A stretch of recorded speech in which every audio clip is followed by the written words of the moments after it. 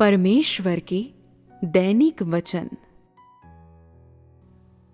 मनुष्य को एक अर्थपूर्ण जीवन का अनुसरण करना होगा और मनुष्य को अपनी वर्तमान परिस्थितियों से संतुष्ट नहीं होना चाहिए। पतरस के स्वरूप जीवन बिताने के लिए उसे पतरस के ज्ञान और अनुभवों को धारण करना होगा। मनुष्य को ऐसी चीजों का अनुसरण करना चाहिए जो ऊंची और बहुत ज्यादा गंभीर हैं। उसे परमेश्वर के गहरे एवं शुद्ध प्रेम और एक ऐसे जीवन का अनुसरण करना होगा जिसका मूल्य और अर्थ है। केवल ये ही जीवन है। केवल तभी मनुष्य पतरस के समान होगा। तुझे सकारात्मक पहलू में प्रवेश करने के लिए सक्रिय होने की ओर ध्यान केंद्रित करना होगा और अति गंभीर, अति विशिष्ट और अति व्यवहारिक सच्चाइयों को नजरअंदाज करते हुए क्षणिक आराम के लिए तुझे स्वयं को अधीनतापूर्वक पीछे हटने नहीं देना चाहिए। तेरा प्रेम व्यावहारिक होना चाहिए और तुझे स्वयं को इस भ्रष्ट और बेपरवाह जीवन से स्वतंत्र होने के लिए रास्ते ढूंढने होंगे जो किसी जानवर की जिंदगी से अलग नहीं है।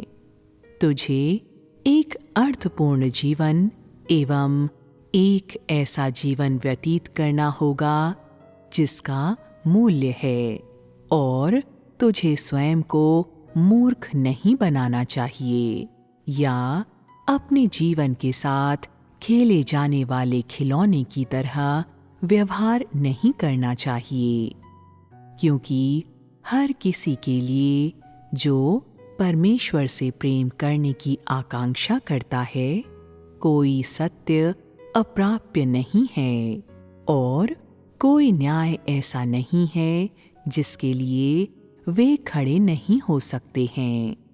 तुझे अपना जीवन कैसे बिताना चाहिए? तुझे परमेश्वर से प्रेम कैसे करना चाहिए और इस प्रेम का उपयोग करके उसकी इच्छा को कैसे संतुष्ट करना चाहिए? तेरे जीवन में इससे बड़ा कोई मुद्दा नहीं है। सबसे बढ़कर तेरे पास ऐसी आकांक्षा और दृढ़ता होनी चाहिए और तुझे उन बेहद कमजोर, दुर्बल प्राणियों के समान नहीं होना चाहिए। तुझे सीखना होगा कि एक अर्थपूर्ण जीवन को कैसे अनुभव किया जाता है और तुझे अर्थपूर्ण सच्चाइयों को सीखना होगा और तुझे अपने आप से लापरवाही के साथ बर्ताव नहीं करना चाहिए। तू इसका एहसास ही नहीं कर पाता है और तेरा जीवन यूं ही गुजर जाएगा और उसके बाद क्या तेरे पास परमेश्वर से प्रेम करने का दूसरा अवसर होगा? क्या मनुष्य मरने के बाद परमेश्वर से प्रेम कर सकता है? तेरे पास पतरस के समान ही आकांक्षाएं और विवेक होना चाहिए। तेरा जीवन अर्थपूर्ण होना चाहिए और तुझे स्वयं के साथ खिलवाड़ नहीं करना चाहिए।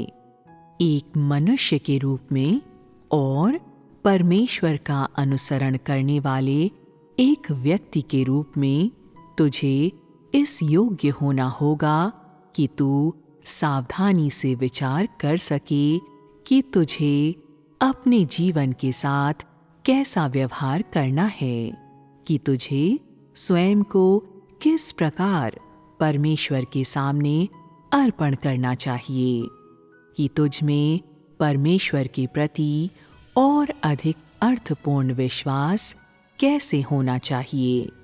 और चूंकि तू परमेश्वर से प्रेम करता है, तुझे उससे उस रीति से कैसे प्रेम करना चाहिए जो कहीं ज्यादा पवित्र, सुंदर एवं अच्छा हो। आज तू केवल इस बात से संतुष्ट नहीं हो सकता है कि तुझ पर किस प्रकार विजय पाई गई है, बल्कि तुझे उस पथ पर भी विचार करना होगा जिस पर तू भविष्य में चलेगा।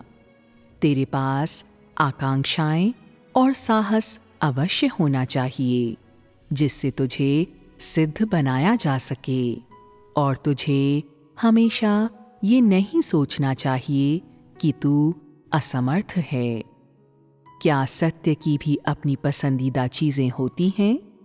क्या सत्य जानबूझकर लोगों का विरोध कर सकता है?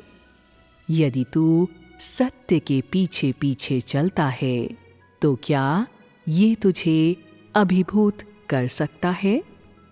यदि तू न्याय के लिए मजबूती से खड़ा होता है तो क्या ये तुझे मार कर नीचे गिरा देगा? यदि ये सचमुच में तेरी आकांक्षा है कि तू जीवन का अनुसरण करे तो क्या जीवन तुझसे बचकर निकल जाएगा? यदि तेरे पास सत्य नहीं है तो ये इसलिए नहीं है क्योंकि सत्य तुझे नहीं पहचानता है, बल्कि इसलिए है क्योंकि तू सत्य से दूर रहता है। यदि तू न्याय के लिए मजबूती से खड़ा नहीं हो सकता है तो ये इसलिए नहीं है क्योंकि न्याय के साथ कुछ न कुछ गड़बड़ी है, परंतु इसलिए है क्योंकि तू विश्वास करता है कि ये प्रमाणित सच्चाई से अलग है।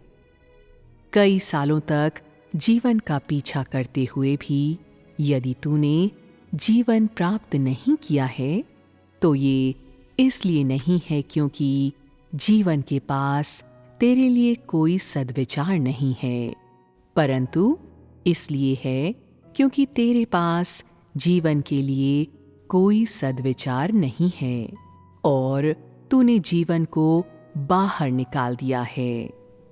यदि तू ज्योति में जीता है और यदि तू ज्योति को पाने में असमर्थ रहा है तो ये इसलिए नहीं है क्योंकि ज्योति के लिए तेरे ऊपर चमकना असंभव है, परंतु इसलिए है क्योंकि तूने ज्योति की उपस्थिति पर कोई ध्यान नहीं दिया और इस प्रकार ज्योति तेरे पास से खामोशी से चली गई है।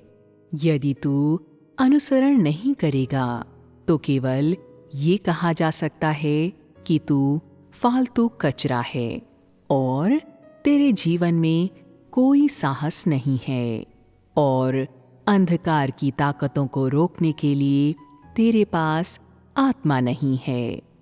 तू बहुत ही ज्यादा कमजोर है। तू शैतान की उन ताकतों से बचने में असमर्थ है जो तुझे जकड़ लेती हैं और तू केवल इस प्रकार के सकुशल और सुरक्षित जीवन में आगे बढ़ना और अपनी अज्ञानता में मरना चाहता है। जो तुझे हासिल करना चाहिए वो है विजय पा लिए जाने की तेरी प्रवृत्ति। ये तेरा परम कर्तव्य है। यदि तू इस बात से संतुष्ट है कि तुझ पर विजय पा ली गई है तो तू ज्योति की मौजूदगी को दूर हटा देता है। तुझे सत्य के लिए कठिनाई उठानी पड़ेगी। तुझे स्वयं को सत्य के लिए देना होगा। तुझे सत्य के लिए अपमान सहना होगा और अधिक सत्य प्राप्त करने के लिए तुझे अधिक कष्ट से होकर गुजरना होगा। तुझे यही करना चाहिए। एक शांतिपूर्ण जीवन के लिए तुझे सत्य को दूर नहीं फेंकना चाहिए और क्षणिक आनंद के लिए तुझे अपने जीवन की गरिमा और सत्यनिष्ठा को नहीं खोना चाहिए। तुझे उन सब चीज़ों का अनुसरण करना चाहिए जो खूबसूरत और अच्छा है, और तुझे अपने जीवन में एक ऐसे मार्ग का अनुसरण करना चाहिए जो कहीं ज्यादा अर्थपूर्ण है। यदि तू एक ऐसे घिनौने जीवन में आगे बढ़ता है और किसी उद्देश्य का पीछा नहीं करता है, तो क्या तू अपने जीवन को बर्बाद नहीं करता है? तू एक ऐसे जीवन से क्या हासिल कर पाएगा? तुझे एक सच्चाई के लिए देह के सारे सुख विलासों को छोड़ देना चाहिए और तुझे थोड़े से सुख विलास के लिए सारी सच्चाइयों को दूर नहीं फेंकना चाहिए। ऐसे लोगों के पास कोई सत्यनिष्ठा और गरिमा नहीं होती है। उनके अस्तित्व का कोई अर्थ नहीं है।